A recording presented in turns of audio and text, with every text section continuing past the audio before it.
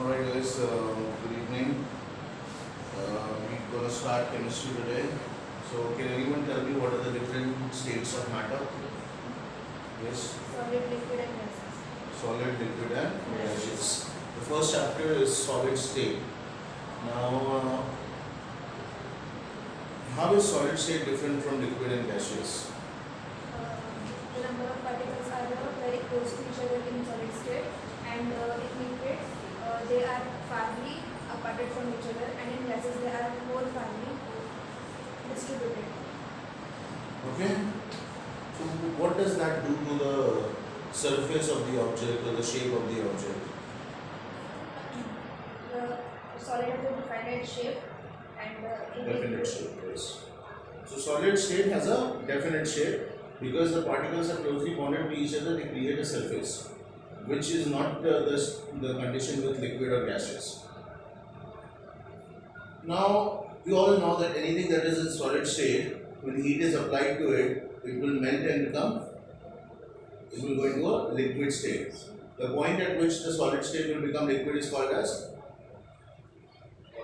melting point, right? Now, if more heat is applied to that liquid, it will then convert into the point at which it turns from liquid to gaseous is called as.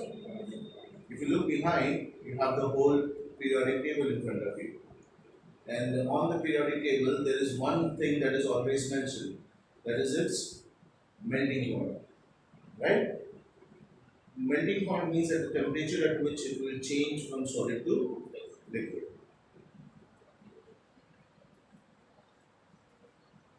So, solid state of matter is always characterized by the strong interparticle forces of attraction, which means that there is a very strong attraction force between two particles internally. Okay, and because that is the reason why most of the solids have definite shape and volume.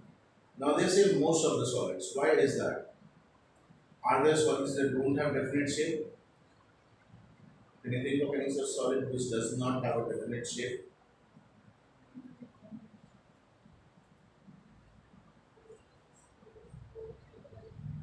So, in technically all the matter that is in solid state does have a definite shape, but some are collagenous, like let's say sulfur. It has a very mushy surface on it, right? Now they will only change slightly when temperature and pressure is applied on it. And the smallest particles of various solids are atoms, ions, or molecules. Everyone knows what is an atom? Anyone has any doubt about what's an atom? Everyone knows what's a molecule? Can anyone explain it to me what is an atom and what is a molecule? the smallest particle of an element is called atom, The and smallest singular particle of an element is called as an atom. And molecule? the smallest combination of atoms, Combination of two or more atoms create a molecule. Ions, which are positive and negative. the positive or negative force within the atoms are called as ions. Now there are two types of solid, crystalline solids and amorphous solids. Crystalline solids are those which have a crystal-like surface. So let's go and first discuss what is a crystalline solid. Now, crystalline solid, whenever they have been studied, they show that they have such characteristic properties. There is regularity and periodicity in the arrangement of constituent particles in crystalline solids. The ordered arrangement of particles extend over a long range. Crystalline solids have sharp melting points, that is, they melt at a definite temperature. All crystalline substances except those having cubic structure are anisotrophic. In other words, their properties like diffractive index, thermal and electrical conductivity are different in different directions. Ice, salts such as NaCl, metals such as sodium, gold, copper, and materials such as diamond, graphite, ceramics are examples of crystalline solids.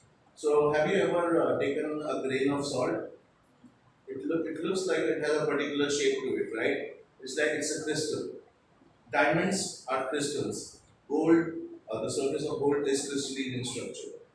It is basically what does crystalline means? It means that the interparticles of that element is in a particular design. The molecules are connected in a particular design which lends it to that surface. Alright? It has a very sharp temperature melting point, which means it melts at a definite temperature. It has an exact point at which it will melt. Okay, like for example, if you check, let's say, gold. Can anyone see gold there? So it has a very definite melting point, 1064.18 degrees. Which means that around 1064 degrees it will melt. Any questions so far? It also has properties which are anisotropic. Anisotropic means what? So, for example, if there is a structure, if there is a crystal, depends on the refraction, the multiple physical properties will depend on the side or the surface of that crystal. So the same crystal on different surfaces it may have different refractive indexes. So that is why it's called as an anisotrophic.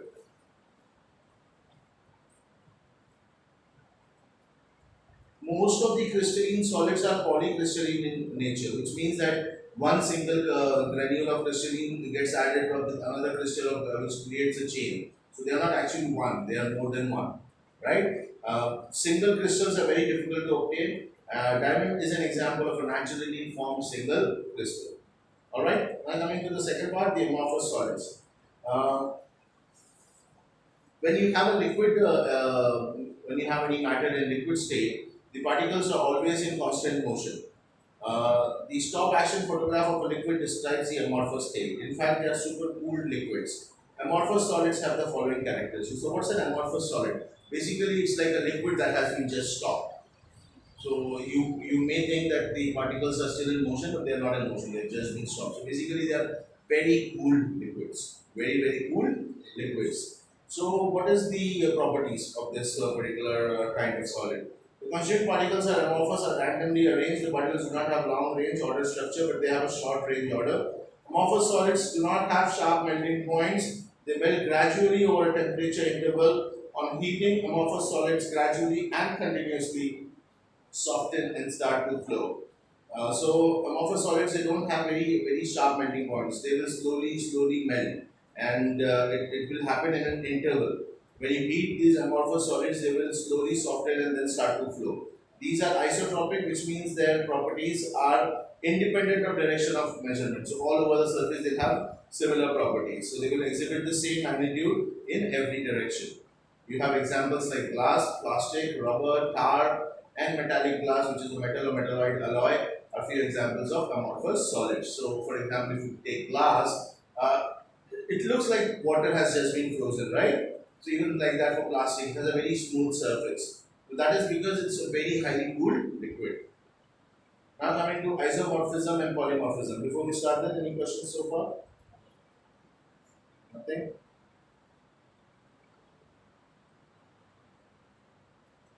Okay. So down means what? I'm sorry? Down. TR, number. Down. Number. Tar is what you use in building roads. Have you ever seen that tar? It looks like liquid. It even flows out. It is solid. It is heated so that it can be poured.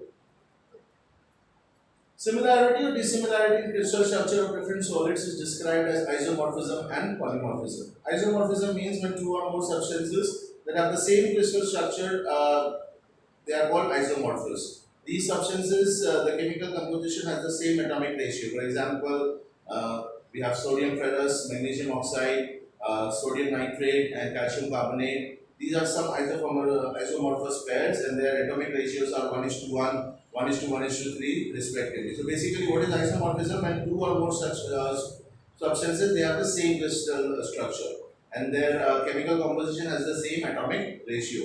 Then we call them as isomorphism.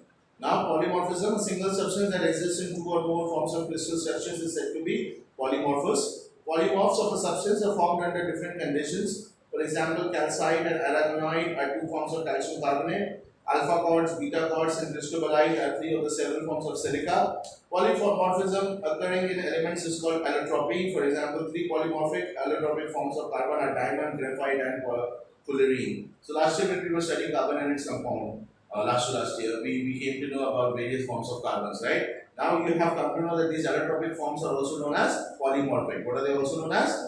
Polymorphic. So what does this mean? It means that a single substance, it exists in two or more forms in crystalline structures, and that is why they are called polymorphous. So the substance is same, but it is multiplied many times in that same structure.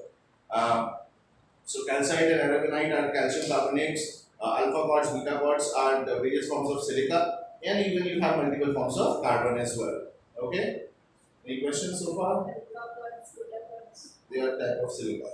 Why they are called alpha quartz, beta quartz? They did not find better names. Alpha is A, beta is B. You already know that, right? They should have found better names. They are just lazy.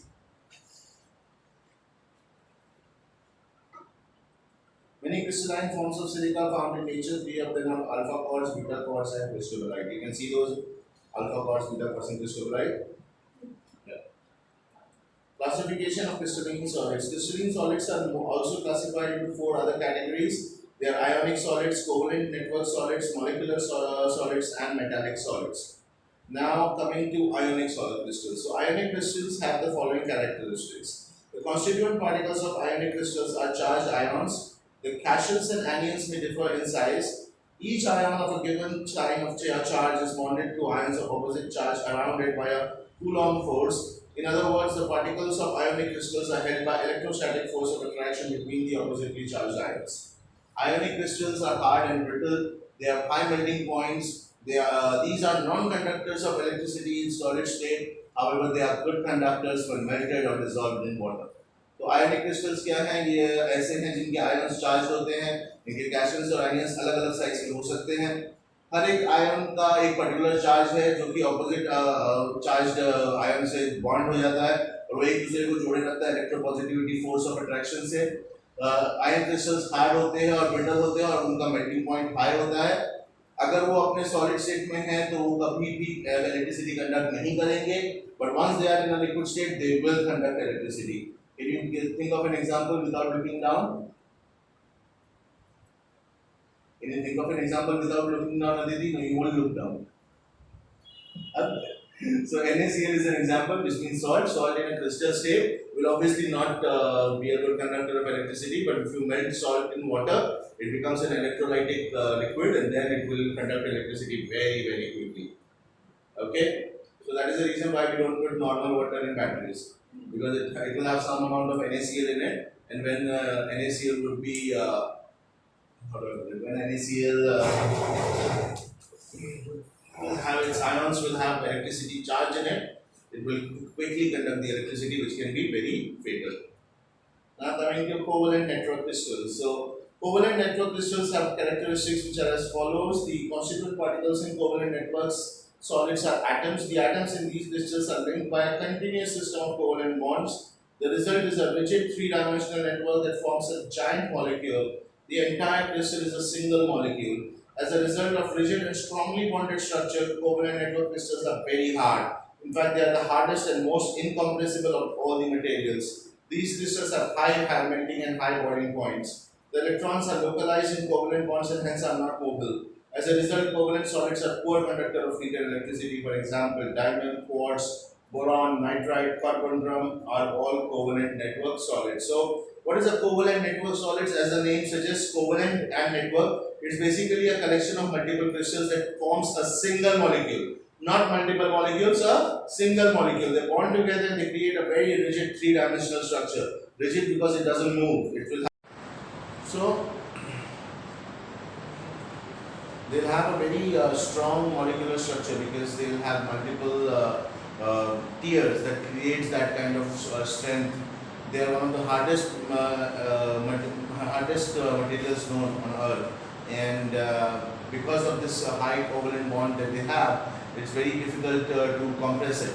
So they are almost incompressible, and they have high melting and boiling points also. Okay. Any questions?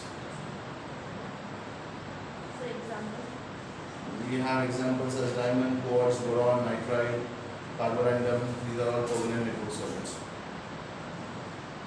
Sir, in a covalent network crystals, ऐसे ही करते हैं? Because they have a very high charged atmosphere. The atoms they get linked in a continuous system of covalent bonds, so they keep on joining. They have a chain that is created, and because the chain that is created creates a three-dimensional network. So obviously, when you have atoms that are connected in a long chain in a single molecule, that will give us strength, right? Have you seen a pyramid, a human pyramid?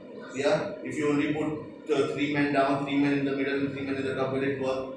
You'll need multiple people coming together and supporting the human pyramid, right? So that is how it is. Now coming to molecular crystals. So substances such as chlorine, methane, hydrogen, carbon dioxide, oxygen on solidification will give molecular crystals. Crystalline organic compounds are also molecular crystals. So the constituent particles of a molecular solids are molecules or unbonded single atoms of the same substance. The atoms within the molecules are covalent. The molecules are held together by various intermolecular forces of attraction. For example, weak dipole interactions in polar molecules such as solid hydrochloride acid, H2O, that is the water, or sulfur dioxide, which possesses permanent dipole moment. Very weak diversion or London forces in non-polar molecules such as solid methane, hydrogen. These forces are also involved in monoatomic solids like argon, neon. These substances are usually gases at room temperature. Intermolecular hydrogen bonds in solutions such as ice,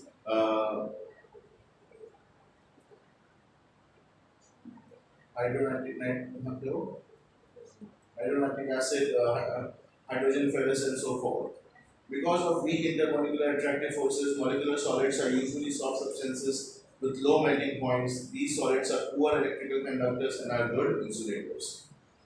तो ये क्या बोल रहा है basically ये बोल रहा है कि मॉलिक्यूलर क्रिस्टल्स वो एलिमेंट्स हैं जो बेसिकली गैसियस स्टेट से सॉलिडिफाई कर दिए गए हैं इनके अंदर मॉलिक्यूलर सॉलिड्स जो है या तो वो मॉलिक्यूल्स हैं या फिर सिंगल एटम में जो बॉन्ड नहीं हुए हैं ये अलग अलग इंटरमॉलिक्यूलर फोर्सेस ऑफ अट्रैक्शन के साथ जुड़ते हैं और इनके अंदर आपस के जो इंटरेक्शंस हैं वो बहुत ही वीक हैं क्योंकि इनका जो परमानेंट डिपोज मूवमेंट है वो पजेस होता है जिसकी वजह से वो कंटिन्यूसली इंटरेक्शन नहीं कर सकते यानी continuously atom to atom interaction नहीं होने वाला इनका डिस्पर्जन फोर्सेस भी वेरी वीक है और ये जो है ये मोनो एटमिक सॉलिड्स में ज़्यादा इन्वॉल्व होते हैं जैसे कि आर्गन और नियॉन और इनका इंटरमॉलिक्यूलर हाइड्रोजन बॉन्ड जो है वो H2O NH4 में दिखाई देता है इसके इंटरमॉलिक्यूलर अट्रैक्टिव फोर्स वीक होने की वजह से इनका मेल्टिंग पॉइंट बहुत लो होता है और ये जो ऐसे सॉलिड्स हैं इनका ये इलेक्ट्रिकल कंडक्शन भी नहीं कर पाते और इनका इंसुलेशन अच्छा होता है जैसे कि ग्रेफाइट एंड ऑल ठीक है Now coming to metallic crystals. These are crystalline solids formed by atoms of the same metallic element held together by a metallic bond. In a solid metal, the valence electrons are delocalized over the entire crystal, leaving behind positively charged metal ions. Therefore, metallic crystals are often described as an array of positive ions immersed in a sea of mobile electrons. The attractive interactions between cations and mobile electrons constitute the metallic bonds. Metallic crystals have the following properties. Metals are malleable, that is, they can be hammered into thin sheets. Metals are ductile, that is, they can be drawn into wires. Metals have good electrical and thermal conductivity, which means they will conduct heat and electricity very easily. So, what basically happens in a solid metal, the electrons they are separated, diverged all across the metal, and they leave very positively charged metal ions at separate places. And that is why they are basically an array of positive ions in a sea of mobile electrons. So the electrons are all together, and the positive ions are very straightly, very straightly dispersed all across the metal. The attractive interaction that happens between cations and mobile electrons is what results into the metallic bonds. And we already know the characteristic of metals. The examples are sodium, potassium, calcium, lithium, ferrous, gold, silver, and finally, we have cobalt. Any questions? Come on, guys, ask me questions.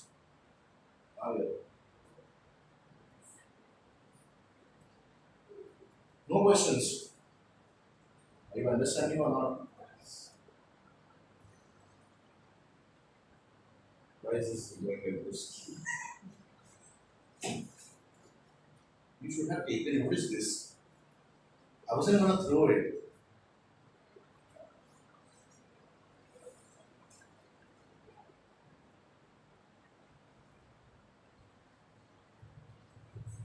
What happened?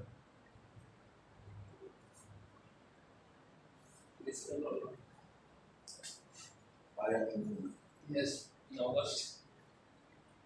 What is the nose? Nothing. Alright. Now, crystal structure. The three-dimensional arrangement of particles in a crystal is termed on the basis of lattice and basis. Lattice is a geometrical arrangement of points in a three-dimensional periodic array. A crystal structure is obtained by attacking a constituent particle to each of the lattice point. Such constituent particles that are attached to the lattice point form the basis of the crystal lattice.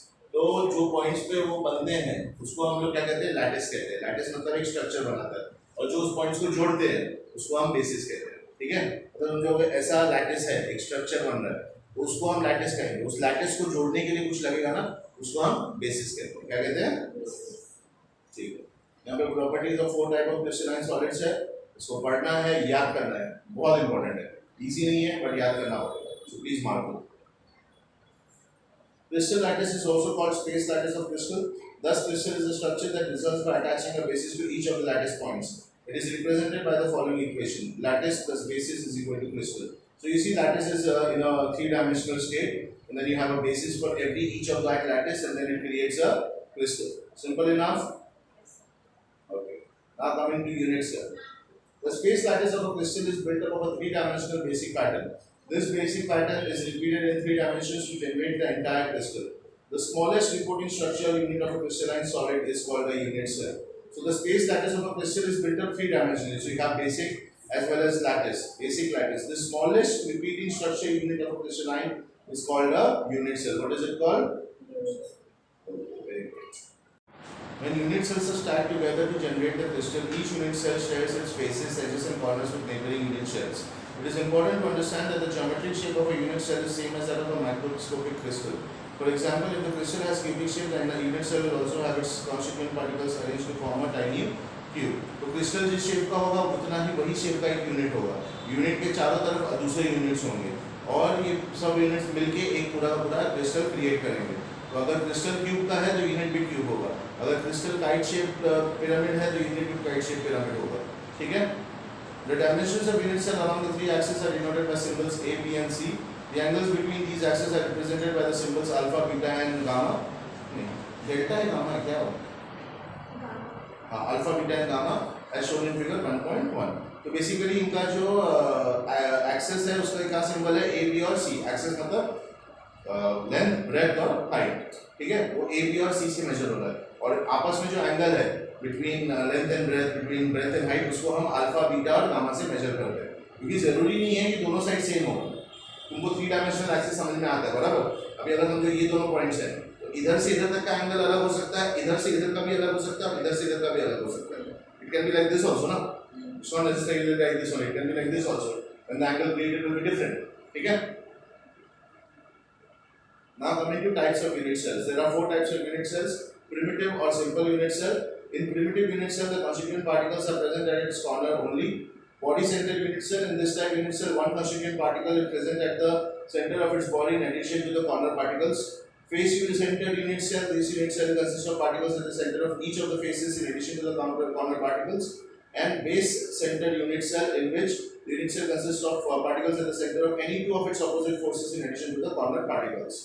So you see, there are primitive cell का example देखिए और BC body centered unit का example देखिए, face centered unit का example देखिए और base centered unit का भी आप example देख सकते हैं. आपको सब example सीख रहे हैं वहाँ पे figure 1.2 में. Simple enough. Now coming to the crystal system. By mathematical analysis, it has been proved that only 14 different kinds of space lattices are possible. In other words, there are only 14 ways in which similar points can be arranged in a 3-dimensional order. These 14 lattices which describe the crystal structure are called Bravais lattices. 14 Bravais lattices are divided into 7 crystal systems. The possible combinations of lattice point spacing A, B and C along 3 axes and the angles alpha, beta and gamma between these axes give rise to 7 crystal systems. In other words, 7 crystal systems are associated with 14 Bravais lattices, also called as 14 unit cells. The 7 crystal systems are named cubic, tetragonal, orthorhombic, rhombohedral, monoclinic, triclinic and hexagonal system. Cubic system will be discussed in the following section. So basically ये क्या बोल रहा है? ये बोल रहा है कि लैटिसेस बनाने के सिर्फ 14 ही अलग-अलग यूनिक तरीके हो सकते हैं. कितने तरीके हो सकते हैं? 14 ही अलग-अलग तरीके हो सकते हैं. यानी एक यूनिट सेल 14 अलग-अलग टाइप का हो सकता है. जो आपस में सिर्फ 7 अलग अलग टाइप के क्रिस्टल्स बना सकते हैं। कितने टाइप के? सिर्फ 7। यानी दुनिया भर में 7 अलग अलग टाइप के क्रिस्टल सिस्टम को छोड़ के और कोई क्रिस्टल सिस्टम नहीं है। इन 7 का नाम क्या है? क्यूबिक, जो एक क्यूब जैसा होता है। टेट्रागोनल, जिसके 4 साइड्स होते हैं। ऑर्थोरोम्बिक, जिसके ऑर्थोरोम्बिक रोम्बिक 4 ही होते हैं। तो rhombus. Ortho is because it will have difference in its axes. That's why it's called ortho. Ortho is not numerical. Rhombic is numerical. Rhombohedral again 4. Monoclinic we don't know, sounds 1 but obviously एक से ज़्यादा ही होगा. Triclinic sounds 3 and hexagonal hex 6. Very good. Cubic system. There are 3 kinds of unit cells in cubic system: primitive, simple, body centered, and face centered. Simple cubic has a particle at each of the 8 corners of a cube. Cube के कितने corners होते हैं? Cube के कितने corners? बनाओ अपने book में cube बनाओ। ये देखो, एक बनाते हैं तो दूसरा ये बनाता है, हम सबको कनेक्ट करते हैं। तो कितने कॉर्नर हुए? 1 2 3 4 5 6 7 8 8 कॉर्नर्स होते हैं क्यूब के। कितने कॉर्नर्स होते हैं? 8। अब कोई भी चीज है ना, ये क्यूब ही है ना, उठाओ डिक्शनरी उठाओ, गिनो कितने कॉर्नर्स है उसको। Body centre has particles at, चलो वो उसी को हम आज निकालो पूरा डिस्क। हां पहले उठाओ ना बाबू, हां पकड़ो। तो पहले में अपने को बॉडी सिंपल की यूनिट सेल में 8 थे, बराबर। Now coming to body centre, इसमें पार्टिकल्स इसके 8 के 8 कॉर्नर में है और एक एडिशनल पार्टिकल सेंटर में। किधर है? सेंटर, बीच में, वो फेस पे नहीं, बीचों बीच, मतलब अंदर से बीच में, जैसे कोई मिडिल पेज पकड़ ले वहां पे है। तो इसको हम क्या कहते हैं? Body centre cubic unit cell. अगला है फेस सेंटर क्यूबिक। इसके पार्टिकल्स जो है वो हर 6 फेस। अच्छा, इसके कितने फेस हैं? ये क्यूब है ना तुम्हारे हाथ में, इसके फेस कितने हैं? 6 फेस हैं, जैसे डाइस के होते हैं। तो फेस सेंटर में पार्टिकल जो है वो हर 6 फेस के सेंटर में है और साथ में हर 8 कॉर्नर पे भी है। ठीक है, simple enough. Now coming to numbers of particles in cubic unit cells. Primitive or simple cubic unit cell. A simple cubic cell has particles at its 8 corners. When these unit cells are stacked together, particle at each corner of a given unit cell is shared with 7 other neighboring cubes that come together at that corner. As a result, the corner particle contributes its 1/8 part to the given unit cell. Thus, a simple cubic cell has 1/8 into 8, which is 1 particle पर unit cell. तो कितना particles होता है एक unit cell में? Primitive में 1 particle होता है हर यूनिट सेल में। कितना होता है? 1। क्यों ऐसा? क्योंकि उसका जो टोटल ये है वो 1/8 कंट्रीब्यूशन होता है उस यूनिट सेल का। तो क्योंकि 1/8 है और मल्टीप्लाई भी 8 से करना है, क्योंकि 8 साइड से, इसके लिए 1 पार्टिकल। 1/8 into 8 क्या बचा? 8 कट गया, 1 बचा। Now coming to body center cubic unit cell. Body center cubic unit cell has 8 corner particles and additional particle. 1/8 of each particle from 8 corners belongs to the given unit cell. Thus, the particle at the center of a given is not shared by any other cube. Hence, it belongs entirely to the given unit cell. Thus, they have 1 plus 1. काय को 1 plus 1? उसके 8 corner पे एक unit cell है, वो उसको belong करता है। 1/8 into 8 हो गया। 1/8 to 8 क्या कितना बचा? 1 बचा। फ्लैट उसके पास एक बीचों बीच और एक है ना, छुपा के रखा है, डिक्शनरी के बीच में था ना, तो वो भी उसका हो गया। वो किसी से शेयर कर रहा है क्या? वो नहीं शेयर कर रहा है। वो किसी से नहीं शेयर कर रहा, तो उसके पास कितने हो गए? 2। साइड के किससे शेयर कर रहा है? हर तरफ एक दूसरा यूनिट है ना बाबू, तो हर एक पॉइंट किसी ना किसी के साथ शेयर कर रहा है। इसके लिए वो 8 से शेयर कर रहा है, इसलिए 1/8 into 8। इसके पास है तो 8 साइड 8, लेकिन हर पॉइंट वो किसी ना किसी के साथ शेयर कर रहा है। तो उसको उसके पास क्या बचता है? 1 ही बचता है। क्यों? क्योंकि वो 8 से मल्टीप्लाई होकर 8 से डिवाइड हो जाता है। ठीक है। Now coming to face centre unit cubic cell. FCC unit cell के 8 कॉर्नर्स पे एक पार्टिकल्स है और 6 उसके फेस पे हैं। तो अगर सिंपल क्यूबिक यूनिट सेल के इसमें अगर हम कहेंगे तो उसके पास हर एक कॉर्नर से 1 मिलेगा और हर एक जो 6 फेस है वो एक और से शेयर होगा, क्योंकि हर एक फेस के सामने दूसरा होगा। जैसे भी ये बुक है, ये नीचे भी एक बुक है, इसके ऊपर भी एक बुक रखो, इसके ऊपर एक बुक रखो। अब इसके दोनों साइड में इमेजिन करो एक बुक है, तो इसके हर एक फेस पे कितने लोग शेयर कर रहे हैं? हर एक फेस पे कितने लोग शेयर कर रहे हैं? कॉर्नर्स पे तो 8 शेयर कर रहे हैं, अपने को मालूम है। और हर कॉर्नर पे एक और शेयर कर रहे हैं, तो टोटल 8 कॉर्नर पे 8 शेयर कर रहे हैं। बट हर एक फेस पे कितने शेयर कर रहे हैं? हर एक फेस पे कितने शेयर कर रहे हैं? 2। बाबू एक और शेयर कर रहा है तो 2 हो गए ना, यानी कि 6 ये है, तो तो 1/2 into 6 यानी कितना पार्टिकल्स मिलेगा उसको 3, तो उसको 3 पार्टिकल इधर से मिलेगा और एक उसके पास जो था 1/8 into 8 के हिसाब से, तो 3 + 1 कितना 4। तो सिंपल सेल में कितना है अपने पास 1 है, बॉडी सेंटर में कितना है अपने पास 2 है और फेस सेंटर में कितना है अपने पास 4 है, बराबर। सिंपल है ना। ये देखो ये पेज नंबर 7 पे जो है ये अलग अलग टाइप के 14 ब्रेविक यूनिट सेल्स का डायग्राम दिया है। क्यूबिक देखो कैसा है, ऑर्थोरॉम्बिक देखो कैसा है, टेट्रागोनल कैसा है, मोनोक्लिनिक कैसा है, रोम्बोहेड्रल कैसा है, ट्राइक्लिनिक कैसा है, हेक्सागोनल कैसा है। ठीक है, इसको देख लो, याद कर लो, डायग्राम बना लो, एग्जाम में आएगा। बहुत सिंपल है, भूलना नहीं है तुमको ये। ठीक है।